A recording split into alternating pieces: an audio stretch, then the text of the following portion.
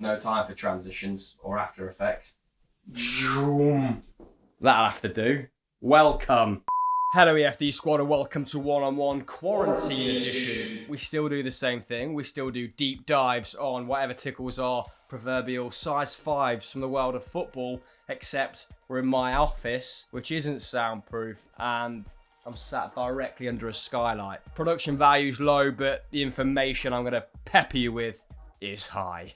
As you'll have no doubt realised by now, Euro 2020 has been postponed until 2021, meaning that European nations will now contest a major tournament for the first time in an odd year. Pretty fitting, considering how weird everything else is at the moment. People stocking up on bog roll.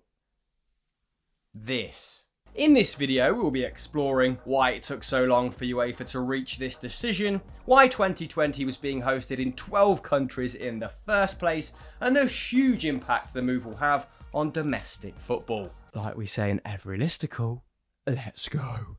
Better late than never.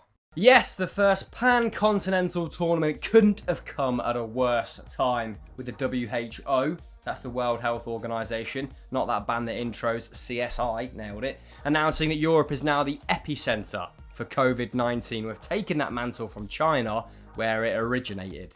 Why don't we just outsource the Euros to China? Have you seen Wuhan? They're disinfecting the whole city twice a day. Meanwhile, only 28% of people in the UK have stopped shaking hands. And the people we're sending abroad are even worse. It's not possible to walk in the street, it's only for to make the to go to the apartment. Okay. Yeah, that's flying, so. Okay, thank you so much. Now, the speed in which the virus has spread has meant that many of the European superpowers, France, Germany, Italy, have closed borders as well as putting their citizens on lockdown. The aim here is to, of course, slow COVID-19 down and buy some of our emergency services valuable time. Now, if you don't know by now what makes this virus so deadly, a little bit irresponsible, but here we are. It's basically a virus that affects your lungs and airways, particularly dangerous if you're suffering from underlying health problems or you're over the age of 70, which is when the old ratio begins to climb. A little nugget here, not important to the script, but here we go. Did you know that most flus come from birds? I think they have all 144 strains of it. Sickly, very sickly creatures. Although COVID-19 is a thoroughly new disease, and it does closely resemble something found in bats back in 2013, according to an article that I just dug up. Didn't verify it. But I think this tweet boils it all down, really, demonstrating quite beautifully the obscure journey from bat to lack of ball. Mind-blowing how some boy in China ate a bat, and it eventually led to the postponement of Elgin versus Brechin. Let that sink in for a minute. Now, the postponement of the Euros was confirmed by the Norwegian FA on Twitter on Tuesday, and I must say, fair play to their admin, getting the drop on the other 54 UEFA-affiliated nations during the day's video conference. That, ladies and gentlemen, is how you land yourself a bit of clout. And this marks the first time in the competition's history that the final stages have been postponed, and given the logistics of this particular edition, is anyone surprised?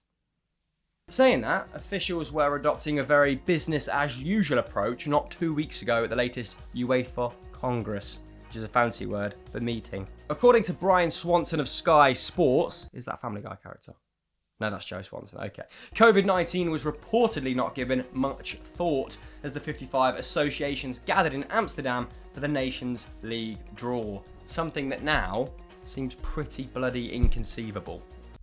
So much so that I just hit the mic. He continued to report that the virus was covered in a matter of minutes by UEFA's top committee, as some officials in hotels joked about whether to shake people's hands. UEFA executive Alexei Sorokin's sentiments pretty much compound this point, with the Russian bluntly stating the focus was obviously not coronavirus.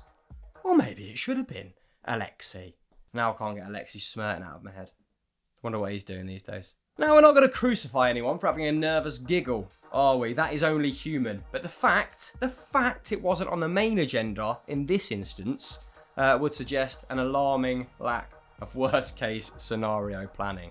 However, since yesterday's meeting, UEFA's party line has become much, much clearer, citing two main reasons for postponing the tournament. Number one, they don't want to place unnecessary pressure on national public services. They're already up against it, aren't they? And number two, they want to give domestic competitions enough flexibility to finish their seasons. Sounds nice of them. Although David Ornstein of The Athletic did caveat this with UEFA wanting £275 million from its clubs and leagues in order to facilitate the move.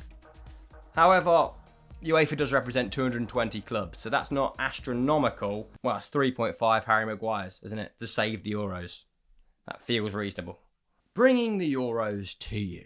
Now, ex-UEFA President Michel Platini conceived this zany idea in 2012 because he wanted to mark the competition's 60th anniversary in style. Now, as far-fetched as it sounds, it was actually supposed to make things a little bit easier. So the cost of hosting the tournament is enormous, with Poland and Ukraine shelling out roughly the same amount on their 2012 edition as Great Britain did on the Olympics. And with Europe suffering various economic issues, dividing it up into countries that already had that infrastructure made it much more viable, at least from a host's perspective. Don't like saying the word host now.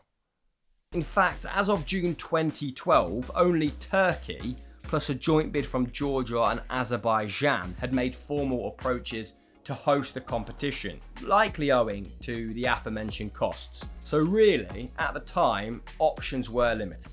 There was also plenty of controversy, I'm not sure if you remember, and the build-up to the 2012 edition that left a bad taste in Platini's mouth, with the Frenchman reserving a whole lot of scorn and hatred for Ukrainian hotel owners, brandishing them bandits and crooks for their astronomical fees when it came to housing England fans.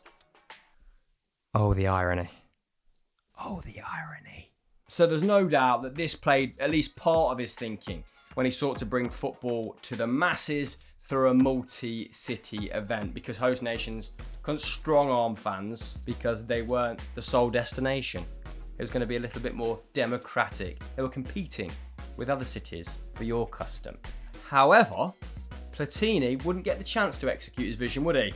As 3 years later, he was forced to resign after it emerged he received a £1.3 million payment from former FIFA president Sepp Blatter, and it was left to the Frenchman's successor, Alexander Ceferin, to pick up the pieces. And everything was going relatively smoothly until, someone ate a bat. Which brings us to the present day. Now, the 2020 tournament was supposed to kick off in Rome on June 12th and finish at Wembley a month later. In total, 51 games would have been played out over the course of 31 days, with cities ranging from Baku, nope, me neither, to St. Petersburg.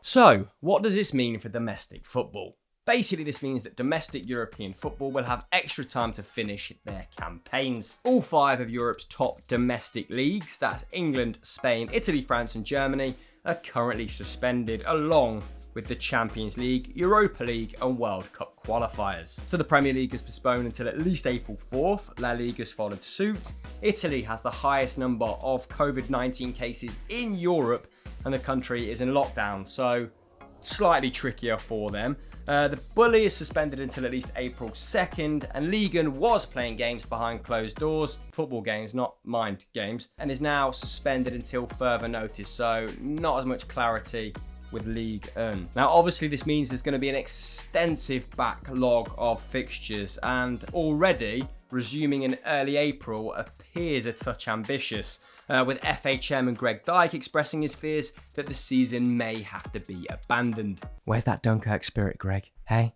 This has actually been mirrored by a number of people in the sport, with BBC's sports editor Dan Roan saying much of the same. However, there is now substantially less pressure to have games done by May 30th, the original deadline, with the postponement of the Euros. Regardless of start time, UEFA have now released a statement saying that leagues and clubs have committed to finishing their season by June 30th. So we're working towards that date for now. Now, a mini tournament to decide the Champions League and Europa League are expected to be one option put forward to ease fixture congestion caused by the coronavirus, and the scheduling of domestic matches midweek alongside Champions League games is expected to be approved as well. Is this the right call? Seferin said it was important that UEFA led the process and made the biggest sacrifice, adding it comes at a huge cost, but purpose over profit has been our guiding principle in taking this decision for the good of European football as a whole. So UEFA have arrived at the right decision very late in the day, and maybe not fully of their own accord, but like we said, it's a lifeline for your club. Now here's some other dates that have been moved, FYI. The 2021 Nations League Finals, which is supposed to be staged in June 2021, is being penciled for the following September. FIFA's inaugural 2014 Club World Cup is also supposed to see the curtain come up in 2021. The European Championship playoffs, scheduled to begin in March, have now been moved to June. These include two-legged ties between Scotland, Israel, Northern Ireland, Bosnia and Herzegovina, and Republic of Ireland and Slovakia. And if you bought tickets like me, UEFA have offered a full face value refund, and we'll be following up that in the next month or so over email. So hopefully that's cleared a few things up for you. Hopefully you didn't mind this setting and it didn't detract from important information. Why am I wearing a Mexico shirt? I'm not quite sure. I'm not quite sure what to do next on one-on-one from my office, quote unquote. So please let me know some more ideas in the comments below. Football Daily will continue to entertain you through this period. That is our commitment to the community. So let's have it. Ideas, please. Thank you.